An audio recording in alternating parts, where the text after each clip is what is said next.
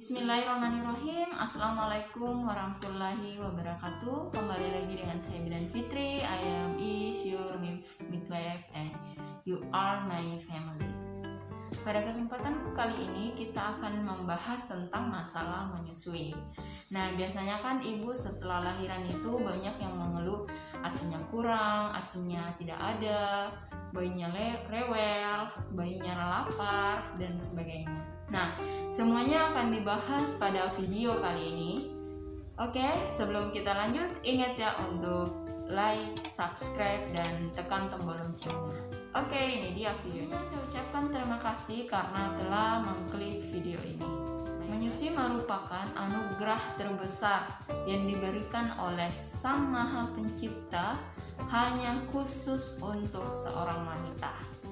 Dan nutrisi yang terkandung dalam ASI itu sangat lengkap dan sesuai dengan kebutuhan bayinya. Kenapa saya mengatakan sesuai dengan kebutuhan bayinya? Karena ibu yang melahirkan bayi dengan prematur, maka kandungan nutrisi dalam ASINya itu khusus untuk bayinya yang prematur. Dan begitupun dengan bayi yang lahir dengan lebih bulan. Bahkan Al-Quran pun telah membahas mengenai perkara menyusui ini. Dalam surat Al-Baqarah ayat 233 yang artinya, dan ibu-ibu hendaklah menyusui anak-anaknya selama 2 tahun penuh bagi yang ingin menyusui secara sempurna.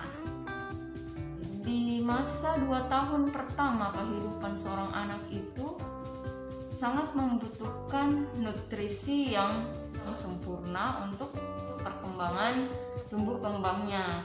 Dan juga di tahun pertama kehidupan seorang anak itu otaknya itu berkembang dengan sangat cepat. Setiap orang tua itu pasti ingin memberikan yang terbaik untuk bayinya, ya.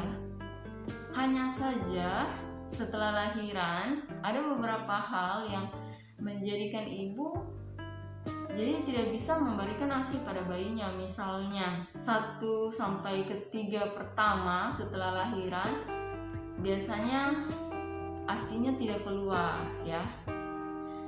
Jadi ibu berpikiran ASINya tidak ada.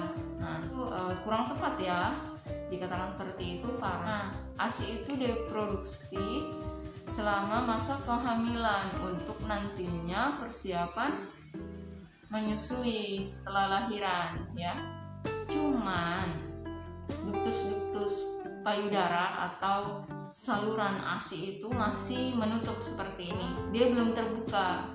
Nah, sewaktu ibu susui bayinya pasti akan merasakan sakit karena ductus itu terbuka dan dilalui ASI, hanya saja belum terlalu lancar. Jadi kadang ibu ada yang mengatakan kalau ASINya sedikit, padahal sebenarnya ASI tidak sedikit ya, ASI itu banyak dan juga cukup mencukupi untuk kebutuhan bayi. Bahkan produksi ASI itu akan semakin banyak sesering ibu menyusui bayinya, ya.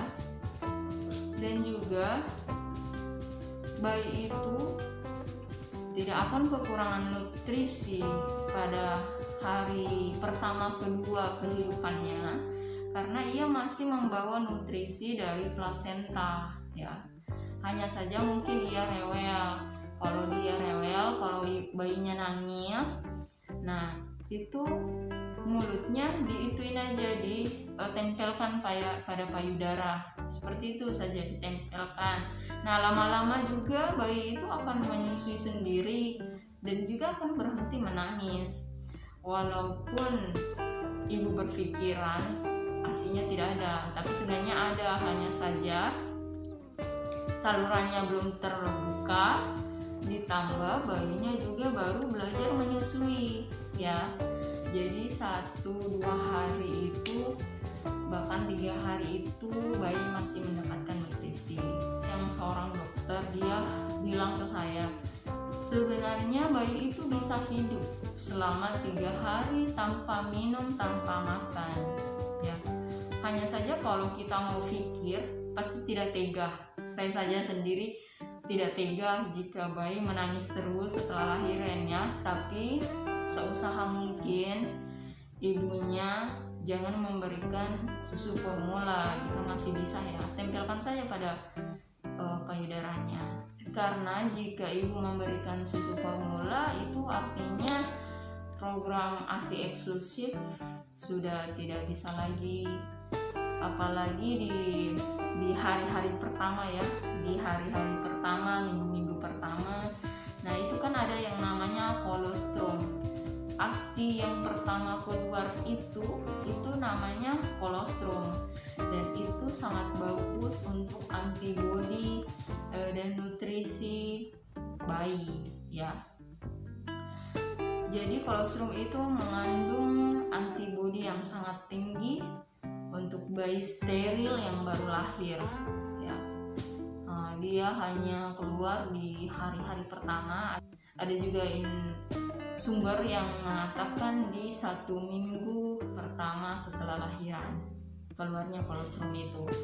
Ibu jangan pernah berpikir ASInya tidak ada, hanya saja jalannya untuk keluar belum terlalu lancar.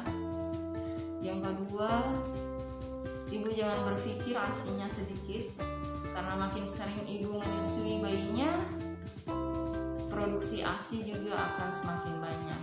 Rentangnya paling lama 4 jam ya. Jadi walaupun bayi tidur ya, ibu bangunkan untuk ibu susui di luar jam tidurnya bayi ya. Di hari-hari pertama ibu setelah lahiran, jika ibu bisa melalui ini, ibu bisa menyusui bayinya dengan baik, saya yakin insya Allah kedepannya ibu akan lebih mudah untuk menyusui bayinya. Oke, sekian video dari saya. Segala ilmu, segala kebaikan yang ibu dapatkan dari video ini itu datangnya dari Allah Subhanahu wa Ta'ala, dan segala kekurangan, segala kehilafan itu semua datangnya dari diri saya pribadi. Saya mohon kritikan yang mendukung atau ada komentar pertanyaan, semuanya bisa komen di bawah. Ingat ya untuk like, subscribe, dan tekan tombol loncengnya. Sekian dari saya, wabillahi taufiq wal hidayah. Wassalamualaikum warahmatullahi wabarakatuh. Terima kasih.